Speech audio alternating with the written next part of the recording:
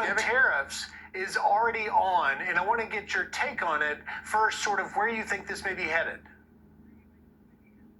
Well, first of all, you can already feel he's not even in office yet, and you can already feel the tectonic shifts happening on the world stage. And what Trump does, which is why he was so successful in his first term, and why he'll be successful in a second term, is he employs a strategy of escalation dominance. So what he does is he signals to our allies or adversaries around the world that he's willing to jump to the top of the escalation ladder and dares them to follow him. But then he also offers them a way down the escalation ladder through negotiation. So he says to Mexico, I'm imposing 25% tariffs on you if you don't shut down the border, but I'm willing to talk to you and figure out a way that we can do this together.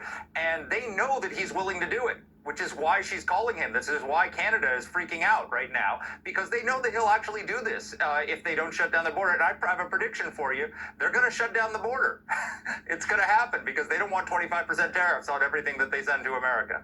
No, they don't. You're right. And under the first Trump administration, I remember going down to Mexico's southern border, and AMLO had actually put Mexican military there to stop migrants from crossing from Guatemala. Yep. But I took a look this morning at the press out of Mexico City, and it seems that they are really making the case that, hey, the border is already shut down. Things are calm. In fact, President Biden sounding off on lower numbers when he was talking about the tariffs. Listen here.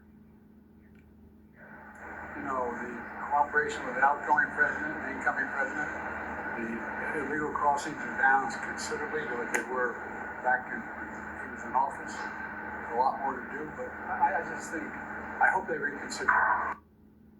They're lower now, Mark, but we can show you the totality of the Biden-Harris administration versus the first Trump 4 years.